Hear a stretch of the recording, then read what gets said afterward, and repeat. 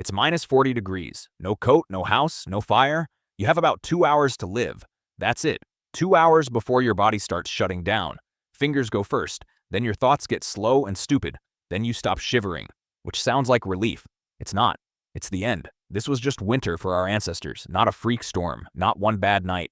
Every single year for over 300,000 years, with less gear than you have in your junk drawer right now. And here's the part that should actually bother you. Most of them didn't die from the cold. Something else got them first. Something almost embarrassingly simple.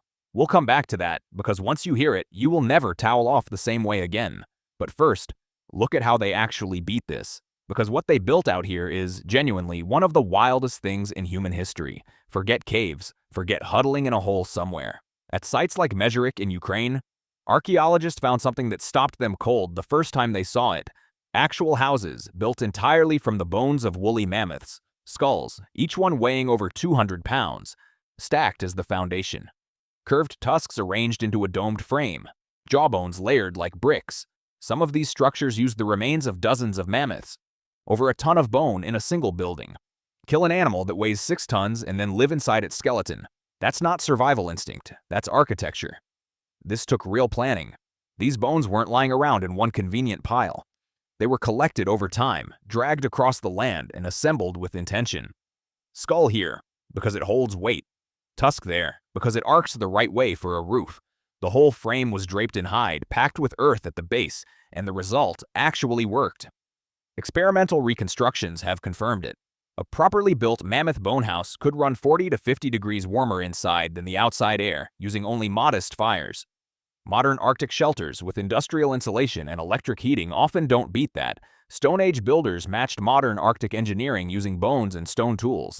Sit with that for a second. Now, back to that thing that was actually killing people. Here's the thing nobody puts in the highlight reel. Sweating could kill you faster than the cold itself. Sounds backwards. It isn't. You work hard, you sweat, your furs get wet, and water pulls heat out of your body 25 times faster than air does. A hunter who pushes too hard, soaks his clothes, then stops to rest in the wind, he can freeze solid standing perfectly still. So prehistoric humans had to fight their own instincts. Move slow when every nerve says run. Open your furs before you start sweating, not after. Rest before you're desperate.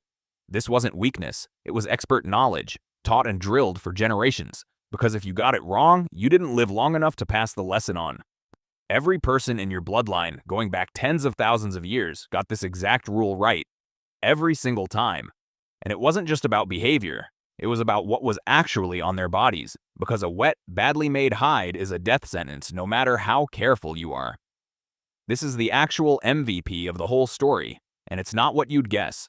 Before about 40,000 years ago, all you could really do was drape a raw hide over your shoulders. Fine in autumn. At minus 40, a draped skin is basically a coffin with extra steps. Wind sneaks through every gap, and there's no way to keep it dry or sealed against your skin. Then someone carved a needle. A tiny-eyed needle from bone and ivory, polished smooth, with a hole barely a millimeter wide, for thread made from animal sinew. Humanity's secret weapon against an entire ice age, sewing. Everything changed. Now you can build fitted clothing. Layered, sealed at the seams, with sleeves and a hood that actually closes around your face. You trap a pocket of warm air against your skin and keep it there. That's the real reason the cold didn't win, tailoring. At a burial site called Sungir in Russia, 2 children were found buried side by side, around 34,000 years old. Their clothing had rotted away completely, but thousands of tiny hand-carved mammoth ivory beads remained, lying in the exact pattern they'd been sewn into the fabric. Each bead took roughly an hour to make. Thousands of hours of work, stitched onto the clothes of 2 kids. That's not just survival. That's love, frozen into the ground for us to find, 34,000 years later. Your image of their diet is probably wrong. Lean meat, torn straight off the bone, right? Wrong, and dangerously so. In deep winter, eating only lean protein can kill you. It's called rabbit starvation. No fat in your diet, and your body can't keep up with the demand. You can starve with a full stomach.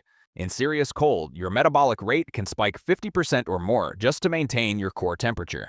Add hunting, building, and hauling firewood on top, and people in these conditions could burn 5,000 to 6,000 calories a day, 2 to 3 times what most of us eat now.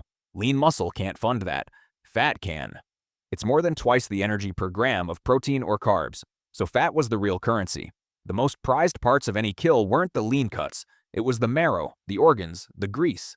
A single adult mammoth, much of it fat under that thick hide, could theoretically provide around 500,000 calories, enough to feed a group of 25 for weeks. And for the months when nothing was left to hunt, they turned the entire landscape into a freezer. Meat buried directly in the permafrost, stacked under rock and ice where scavengers couldn't reach it. Caches scattered across the land. Winter survival actually started in autumn. Hunt hard while herds are fat. Store everything, then live off your past self's work through the dark months. That's not instinct. That's planning months into the future, on purpose, generation after generation. Beat.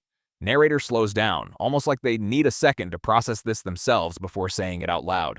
Hang on, before we move on, go back to that fat for a second, because I left something out, and it's too good not to say properly. That same rendered animal fat? It wasn't just food, building, almost counting on fingers. Let it feel like the narrator is genuinely tallying this up in real time. They rubbed it on their skin as a waterproof, heat-retaining barrier, basically a DIY wetsuit. They mixed it with ochre and smeared it on as actual sunscreen against snow glare.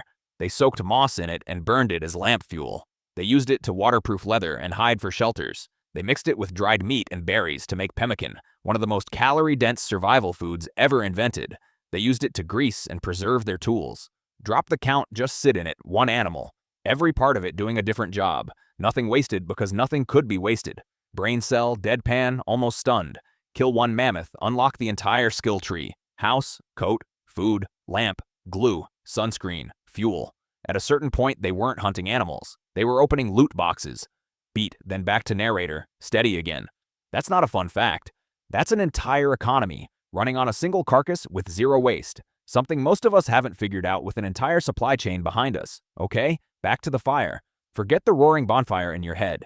Out on a treeless steppe, a huge fire is a death sentence. You'll burn through your fuel in one night and the next night kills you. So they mastered the small fire. Slow, controlled, long-lasting. They burned bone. It's packed with fat and smolders for hours, and there was always more bone than wood. They built hearths that radiated heat long after the flames died down. And they made lamps. Small stone bowls filled with rendered animal fat, lit with a moss wick. Barely warms a room, but it burns steady for hours on almost nothing, and it throws enough light to work, sew, or paint by. Fire wasn't just heat. It cooked food, making calories dramatically easier to extract. Some researchers argue cooking is the reason the human brain could afford to grow as large as it did. It kept predators like cave lions at bay. It hardened spear tips. It dried clothing, which in genuine cold is the line between comfort and hypothermia. The person who kept that fire alive through the night wasn't a side character. Losing the fire in a blizzard, with no way to restart it, was potentially fatal for the whole group. Firekeeping was a real job, and probably one of the most important ones. Here's the part most people never hear, and it might be the most quietly mind-blowing thing in this whole story. For most of human history, people didn't sleep in one solid block.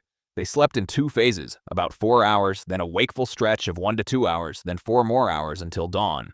This wasn't insomnia. It's been documented across dozens of historical cultures and confirmed in a 1992 sleep study. When modern humans are removed from artificial light for a month, every single participant drifted back into this exact two-phase pattern. So what happened in that wakeful hour, in the dark inside a bone house lit by a single fat lamp? Researchers studying the Juhon Bushmen of the Kalahari, one of the last groups living close to this original pattern, found something striking.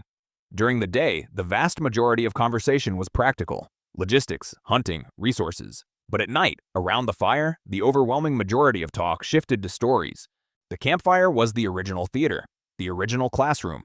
The famous Venus figurines and a huge amount of cave art were created in exactly this context, during the long months of winter confinement by firelight while the world outside was locked in ice. The art that defines us as a species wasn't made in comfortable summer downtime.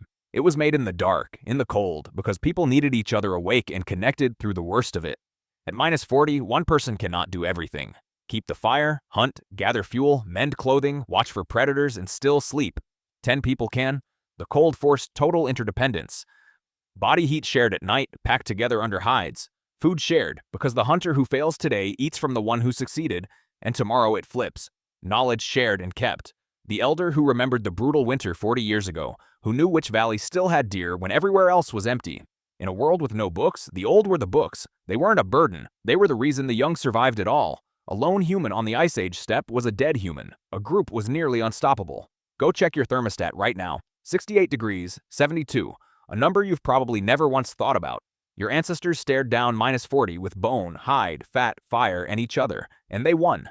Every single one of them, all the way down your bloodline, or you wouldn't be sitting here watching this. They didn't grow fur. They didn't wait millions of years for evolution to catch up. They peeled fur off other animals and wore it. They couldn't store fat fast enough biologically, so they hunted it and ate it on purpose. They couldn't hibernate, so they planned across entire seasons instead. That's the actual human superpower. We don't wait for our bodies to change. We change the world around our bodies. A polar bear needed 1,000,000 years to become a creature of the ice. We did it in one lifetime, with a needle, a fire, and a good idea. Next time you reach for that thermostat without even thinking about it, remember what it used to cost, and understand just for a second how extraordinarily rare it is to simply be warm.